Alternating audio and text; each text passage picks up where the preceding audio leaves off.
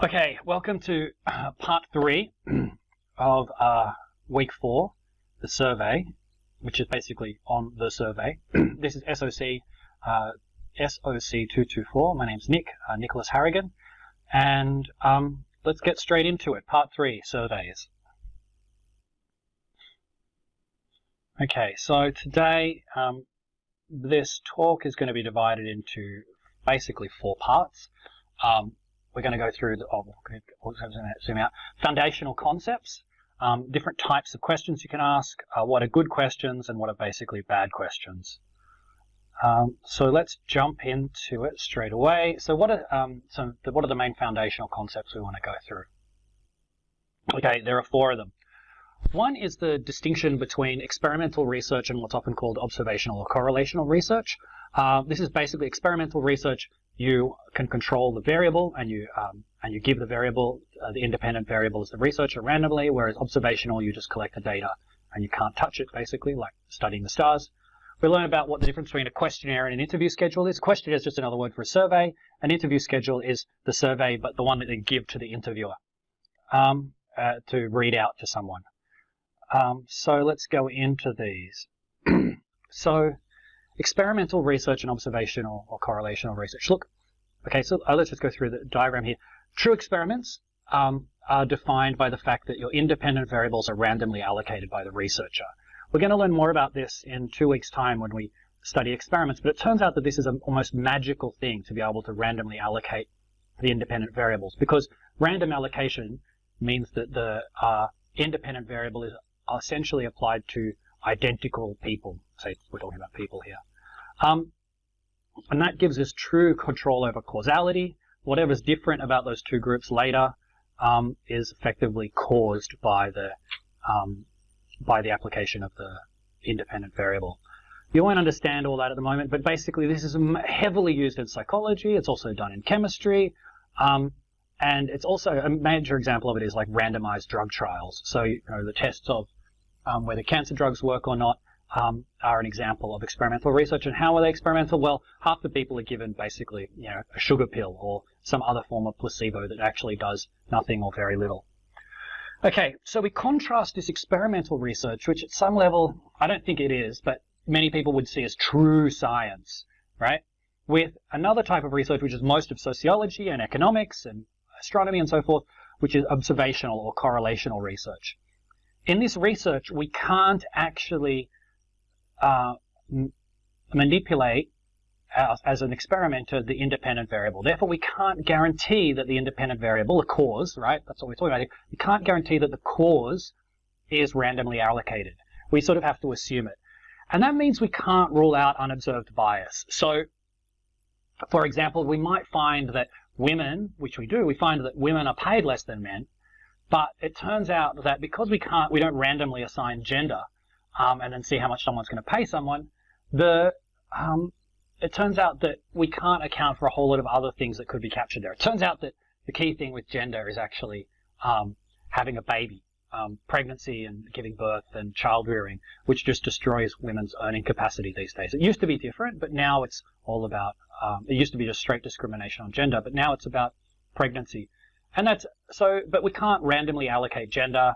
We can't randomly allocate in economics huge crises to economies so that we can see the effects of depressions, and things like this. There's a whole lot of stuff where we just simply because of the nature of what the data we're studying or the object we're studying or the phenomena we're studying, we can't actually manipulate it. Another one is astronomy. Like we've hardly got past the edge of the solar system, so we can't do any experiments on stars, true experiments on the stars, and we can't really do them on the sun or whatever as well. Geology, we can't really do experiments on geological on things that happened in the past because we can't go back in time. Many times in biology, we can't do. There are sort of certain parts of things we can't experiment with because we can't create different species or the conditions of different species. It takes too long to evolve a species. So there is this distinction. Why does it matter? Well, it matters in this case because survey research is generally observational or correlational research, and because of that we have to be a bit more skeptical about the results we find, and we also need to use other methods for dealing with the fact that there are other things going on. So instead of using random allocation, we need to control for various confounding variables, so which we've talked about before. Okay, so we are doing mostly observational and correlational research. Two other key terms that are worth identifying at this point is that the formal name for a survey is a questionnaire. It's a fixed set of questions the respondent answers, but questionnaires can be written out either for the interviewee to read, which is just this normal questionnaire, but they can also be written out as a script for the interviewer to read. So if you're interviewing someone face to face or over the phone, then there's almost always a very formally written out script for these people, and it's called an interview schedule for the interviewer. And that will include a whole lot of information that is sort of like, if they do this, then do this, listen for this, or whatever, be aware of this at this point in time. And you don't read those things out for the respondent. Okay, that's part one, foundational concepts. Or part three, part one of part three. So 3.2, types of questions. What sort of questions are there that we can ask? And it's important to understand some of this taxonomy simply because it helps us to it helps us to design better questions. So broadly speaking, well, let's go through them. Well, no, there are open-ended and closed-ended. There's a sort of standard format, quasi-filter, and full filter, which is basically about how do you deal with the problem that some people don't know or have no opinion. Or don't want to answer. And then there are also a couple of types of sort of contingency questions, which sound like full filter, but they're not. Screening questions, which are questions you ask at the beginning of a survey to see whether someone's eligible for your study. And also the probe, which is a follow-up question that helps you get further information. Okay, so open-ended questions versus... So you know this, I don't really need to explain it, so I'll keep it short. Open-ended questions are ones where the respondent can give any answer. They like a good one might be just, can you give me an example of what happened or what exactly happened? They in a written survey or an online service, they'll be take the form of like a line that the respondent can fill in, or a empty box that the respondent can fill in. Closed-ended questions are basically the ones where there is just options they choose from. Yes, no, multiple choice, check boxes. And these are the ones that we can do quantitative analysis of. So note that basically open-ended are qualitative and closed-ended are quantitative, generally speaking. Okay, one of the things that we need to deal with is that many people don't want to answer or don't know anything about a question we ask. And so basically what happens is that we have to work out ways of dealing with that. Now, what's called the standard format question is that's not an option, right? And it's sort of a more or less forced choice. The advantages of this is you have much less missing data. The problems with this is that respondents will drop out if they're forced to do things, and sometimes they'll give you bad data. So if you ask someone their opinion about who will win the next election and they don't even know, like, who will win the next Argentinian election? I ask you all. You've got no idea, but you're forced to give an answer. Well, you're just going to become more random variation that will screw up any models. So sometimes that's a problem with standard format, or you'll just say, well, I'm not answering that, so I'm dropping out. If I find the question too sensitive or such. A quasi-filter question is basically the same as standard format, but as well as the options that they're given, they also have the options of don't know or no opinion. And so people can give those, and it can increase response rates, it can reduce the bad data, but it also means you get missing data. And then the last type of survey is a full filter, where basically you ask one question and then another. So you ask them, do you know about the Argentinian elections? And only if you say yes do we ask you about your opinion. Okay, something that sounds very similar to that full filter is a contingency question, but it's slightly different. Contingency questions, full filter, are basically do you know about and then ask those who do know. Contingency questions could have any contingency. They're basically where one question determines whether you get another one. So, for example, you may have a survey that has one set of questions about domestic violence, there's one set of questions for men and one set of questions for women. Then that is a contingency question that where the first question directs people to the second and so forth, to one stream, and the first question directs people to one stream or the other. Okay, another one that sounds like a contingency question but isn't is a screening question. So before a survey, at the beginning of a survey, generally when someone says, yeah, I'll help, I'll participate, but before you do the informed consent, you ask a series of questions that just check that they're eligible. So this is one you might add. Are you currently working a paid job? Are you currently a student? Are you 18 years or older? Right? Because if someone's not all three of those things, you shouldn't waste their time by going through the informed consent.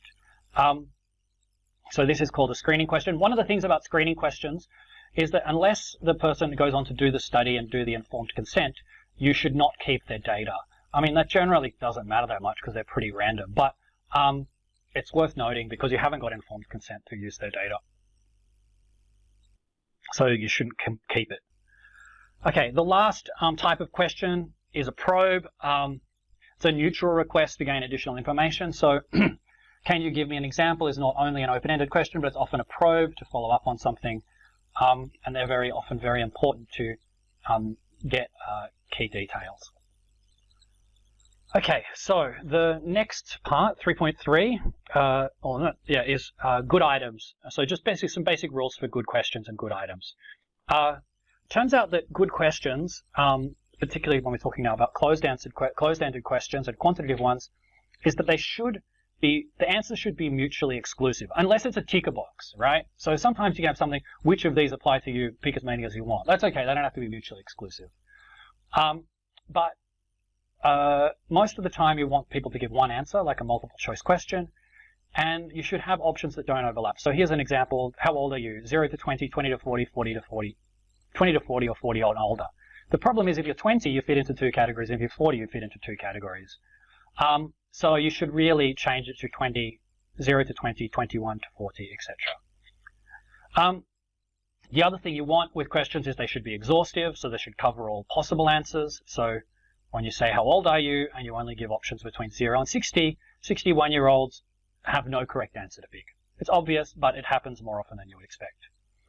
The last thing you want in a good question is unidimensionality. It turns out that an index or scale, most of the time, sometimes they're not. Sometimes you're trying to capture a couple of different dimensions that are very closely related.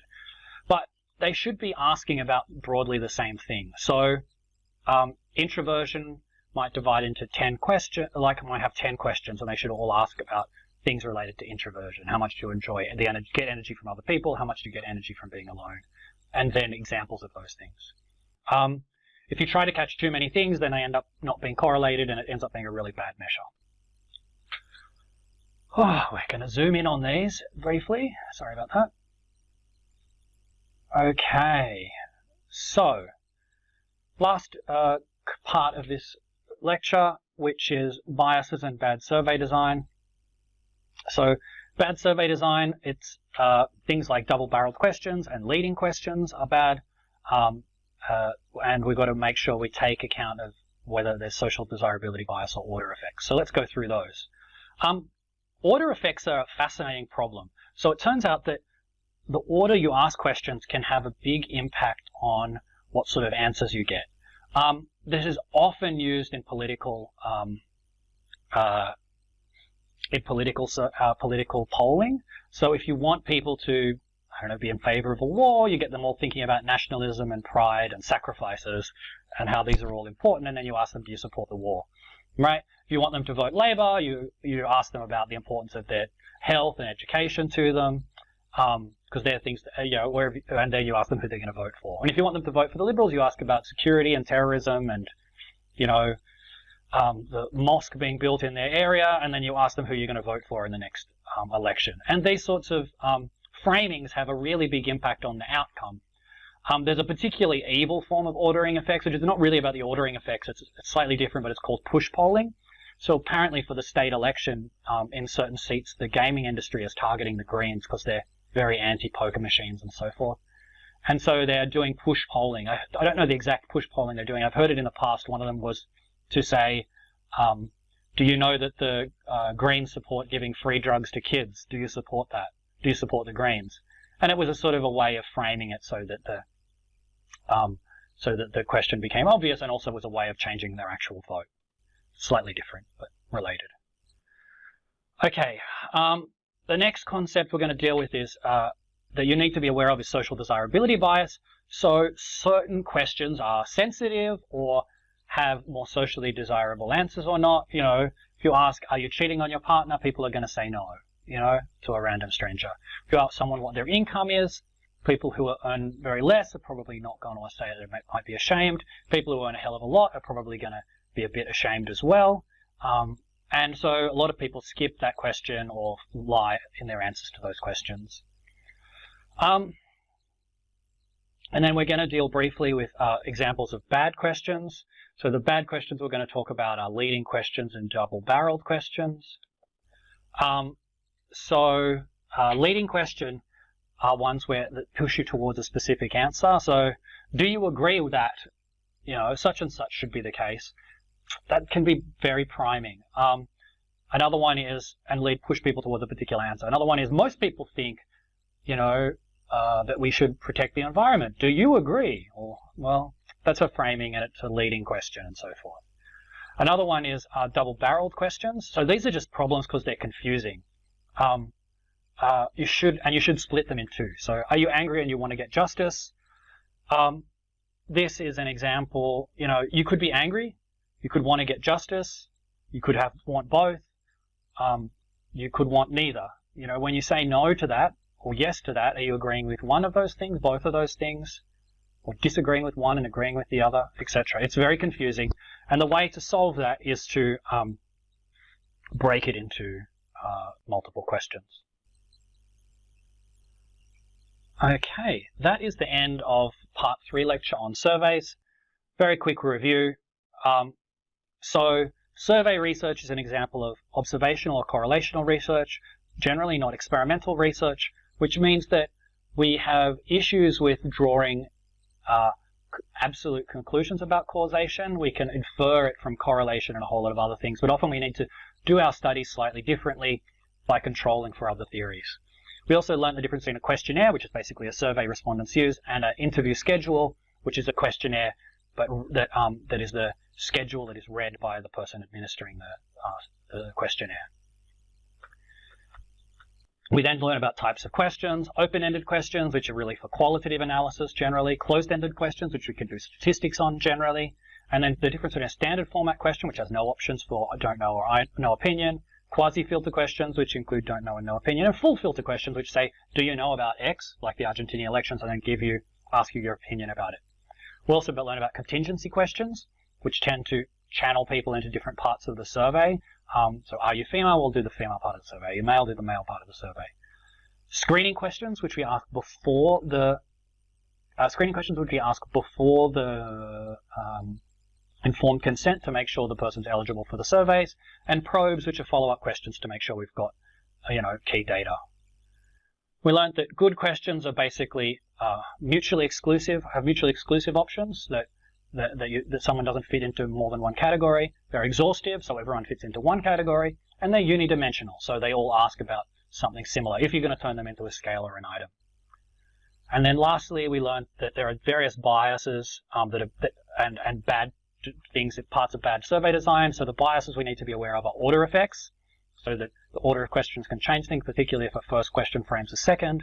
There are social desirability biases, so if something is stigmatized, people will say they don't do it, even if they do. We can have leading questions that push people towards a particular answer, and double-barreled question, which ask multiple things in the one question and confuse people, and so should be split into two, generally speaking. Okay, that's the end of part 3, surveys. I look forward to seeing you in class or online.